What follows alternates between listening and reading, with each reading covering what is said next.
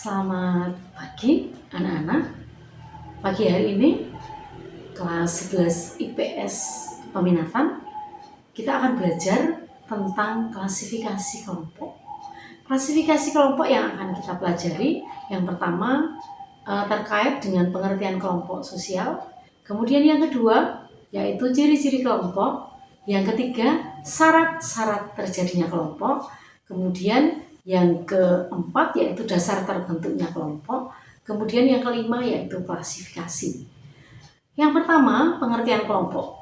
Manusia itu diciptakan bahwa manusia itu adalah makhluk sosial. Artinya bahwa manusia itu tidak bisa hidup secara sendiri atau individu. Sering orang mengatakan bahwa manusia itu memiliki naluri atau hasrat keinginan untuk bersama dengan orang lain yang disebut dengan gregoriousness. Ya. Nah, di sini bahwa manusia tidak bisa mencukupi kebutuhannya sendiri sehingga dia memerlukan orang lain dalam mencukupi kebutuhan hidupnya. Sehingga di sini mereka terdiri atau membentuk dari individu-individu yang kemudian membentuk sebuah kelompok. Nah, sehingga di dalam masyarakat itu nanti terbentuk kelompok sosial. Tidak semua kelompok disebut dengan kelompok sosial karena ada ciri-cirinya, ada syaratnya. Ciri-ciri kelompok yang pertama, kelompok sosial yang pertama adalah bahwa di situ terjadi hubungan secara timbal balik atau interaksi. Kemudian ada nilai dan norma yang mengatur, memiliki tujuan yang sama, sehingga mereka kemudian membentuk sebuah kelompok sosial. Ciri-ciri yang berikutnya, ada yang tahu? Ya, bahwa di situ kelompok sosial itu nanti akan karena memiliki tujuan yang sama, ada sebuah kepentingan yang sama pula, sehingga di situ mereka membentuk kelompok. Kemudian ciri-ciri sudah kita jelaskan. Kemudian yang kedua yaitu syarat. Syarat terjadinya kelompok sosial. Ciri dan syarat ini hampir sama. Ada beberapa saja yang membedakan. Syarat, ibu sering menyebut dengan istilah sad dan in, ikat, suka, sipro. Artinya yang pertama bahwa sadar. Individu itu memiliki kesadaran bahwa dia bagian dari kelompoknya. Oh, aku ini adalah anggota dari kelas 11 IPS 2. Maka saya sadar bahwa saya bagian dari 11 IPS 2. Kemudian yang kedua, adanya interaksi antara anggota yang satu dengan yang lain. Kita bisa melihat, oh Adnan dengan Rizky, Putra dengan Wahid, itu mereka berinteraksi karena mereka adalah satu kelompok. Ikat, ya, ada faktor yang mengikat mereka. Ada faktor yang mengikat di dalam sehingga mereka membentuk sebuah kelompok sosial. Kemudian suka dari kata struktur dan kaidah. Bahwa di dalam kelompok itu pasti syaratnya adalah punya aturan, tata tertib, nilai norma yang berlaku di dalamnya. Tidak sembarang kemudian ketika kita menjadi bagian dari kelas 11 IPS 1 maupun 2, maka kita seenaknya di dalamnya tidak ada aturan. Berangkat sekolah pagi, pulang sore, mengerjakan tugas, saatnya piket ya piket, saatnya kita upacara-upacara, ya disitulah ada aturan tata tertib yang ada. Sadar, in, ikat, suka, sipro, artinya bahwa syarat yang terakhir yaitu bersistem dan berproses. Perubahan itu tidak serta-merta. Perubahan itu, kelompok sosial itu tidak serta-merta terbentuk. Dan prosesnya juga tidak sekali kemudian lepas atau bubar, tidak. Tetapi di situ bersistem dan ada proses. Sehingga waktunya juga tidak berlangsung secara sebentar saja, tetapi ada kurun waktu tertentu yang itu akhirnya menguatkan kelompok tersebut. Seperti kita kelas 11 IPS itu nanti 1 tahun lagi anggotanya. Bahkan nanti berlangsung nanti di kelas 12-nya. Nah, seperti itu. Oke, ciri dan syarat. Kemudian dasar terbentuknya kelompok sosial. Yang pertama adalah karena kesamaan kepentingan. Pada kesempatan atau kesamaan kepentingan ini, kita akan melihat terjadinya kelompok misalnya. Oh, Bu Budi itu enggak punya panci. Kemudian Bu Rifah nggak punya panci juga. Bu Emi nggak punya panci, maka kita bertiga, yuk kita membuat arisan kelompok atau arisan panci supaya kita memiliki. Kemudian ada lagi kelompok seniman atau kelompok budayawan karena mereka memiliki kepentingan yang sama. Olahragawan juga termasuk di dalamnya. Itu adalah tentang dasar pembentukan yang pertama. Kemudian yang kedua yaitu kesamaan darah atau genealogis, keturunan yang sama. Maka kita sering melihat bahwa masyarakat Jawa itu memiliki terah. Orang-orang Batak punya marga. Kemudian orang-orang Timur punya fam atau family. Ditandai dengan apa? Ada nama, kesamaan nama belakang, memakai nama ayahnya, misalnya seperti itu. Kemudian yang ketiga karena kesamaan pandangan atau ideologi.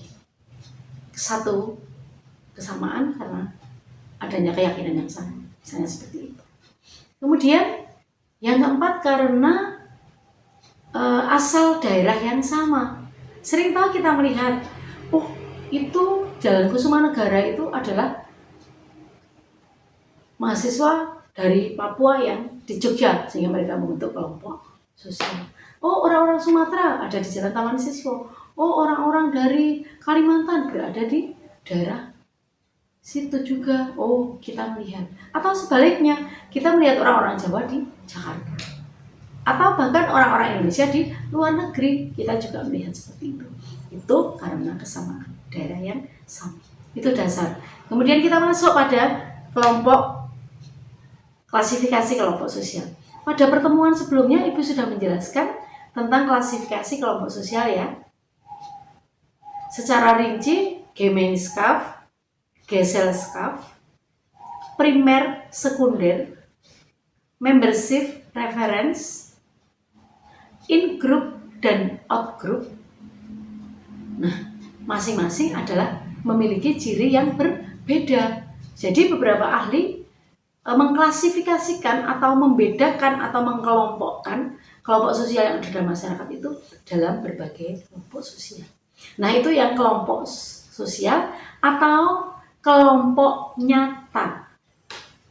Kelompok nyata itu artinya salah satunya adalah kelompok sosial, disebut dengan kelompok nyata. Mengapa? Karena memenuhi syarat sebagai kelompok sosial, syarat dan cirinya ada. Sementara yang kedua kita melihat klasifikasi dari kelompok semu. Mengapa dikatakan kelompok semu? Karena kelompok ini bersifat sementara. Kehadirannya tidak konstan, tidak terjadi interaksi, tidak terkoordinir. Waktunya juga cuma sebentar.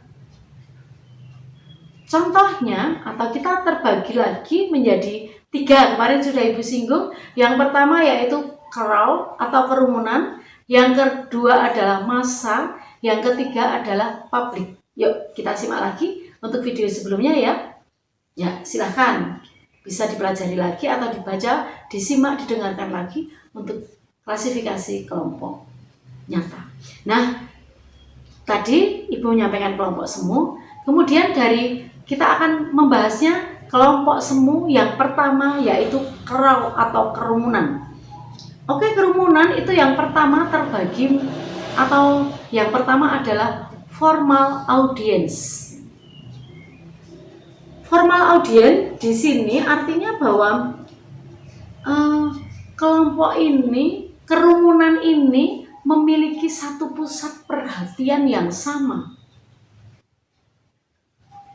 Kemudian ada persamaan tujuan dan mereka cenderung pasif. Kerumunan itu cenderung pasif. Contohnya, ketika kerumunan orang-orang menonton film di bioskop. Kemudian yang kedua, ketika mendengarkan khotbah Jumat atau mendengarkan khotbah renungan di gereja. Kita kerumunan itu hanya mendengarkan saja satu pihak yang berbicara. Kemudian yang kedua yaitu plain expressive crowd. Artinya bahwa yang kerumunan yang terjadi ini tidak begitu mementingkan pusat perhatian, tetapi mereka memiliki persamaan tujuan. Contohnya sekarang baru tren ya, atau ketika saat pandemi ini bahkan kemudian kerumunan itu sekarang sudah dilarang lagi. Tetapi sebelum pandemi terjadi, kita bisa melihat bahwa setiap Sabtu dan Minggu itu hampir di pusat-pusat rekreasi itu banyak sekali orang untuk melakukan refreshing. Nah, ini merupakan contoh dari plan ekspresif. Contohnya yang lain bersepeda, tim goeser yang kemudian mereka menikmati olahraga itu sebagai sebuah hiburan. Dan itu menimbulkan kerumunan tidak? Iya, menimbulkan kerumunan. Kemudian yang ketiga yaitu inconvenient causal crowd. Artinya bahwa kerumunan yang terjadi itu bersifat sangat sementara. Mereka memiliki kesamaan dalam memanfaatkan fasilitas umum. Apa yang termasuk fasilitas umum? Oh ya, kereta api ya. Antrian, apalagi ketika menjelang orang-orang mau mudik ya, ketika belum pandemi loh ini loh. Ini orang antrian karcis mau beli karcis. Itu namanya inconvenient causal. Sementara contoh yang lainnya yaitu ketika kita antri di toilet. Naik bus rombongan SMA Negeri 1 Temuan ke Pulau Bali. Kita berhenti di misalnya di Solo, di pom bensin, kemudian siapa yang mau ke kamar mandi, kemudian turun. Nah, di situ terjadi antrian, memanfaatkan satu fasilitas atau fasilitas umum di kamar mandi. Maka di situ disebut kerumunan inconvenient. Kemudian yang berikutnya lagi yaitu panic causal crowd. Artinya bahwa terjadi kerumunan yang dalam keadaan panik. Contohnya terjadi kebakaran. Terjadi kebakaran, kita pasti akan segera berlari-lari mencari sumber air, mata air, atau mencari benda-benda lain yang bisa memadamkan api. Kemudian yang kedua misalnya banjir. Terdengar suara banjir, waduh, kita sudah tidak menghiraukan situasi, kita panik, lari menyelamatkan diri. Nah, itu contoh dari panik. Kemudian ada spektator. Spektator di sini adalah ketika kerumunan itu terjadi ingin melihat sesuatu, peristiwa tertentu yang kemudian mereka tidak direncanakan ketika kerumunan itu terjadi. Misalnya ketika spontan ada kecelakaan melihat, misalnya seperti itu. Kemudian misalnya lagi ketika kita pas di pasar, kemudian ada promosi misalnya penjual jamu atau mungkin sepeda motor, kemudian tiba-tiba ada pertunjukan yang kita menganggapnya sesuatu yang unik atau aneh, kita bisa berkerumun sebentar, kemudian bubar. Nah, seperti itu spektakuler. Kemudian yang berikutnya lagi, kita masih ada dua, yaitu acting loveless crowds. Artinya bahwa di sini kelompok-kelompok yang terjadi itu terjadi karena fisik, ya, benturan secara fisik. Contohnya perkelahian, tawuran pelajar yang terjadi saat ini. Nah, itu sebagai salah satu contoh acting lawless crowd.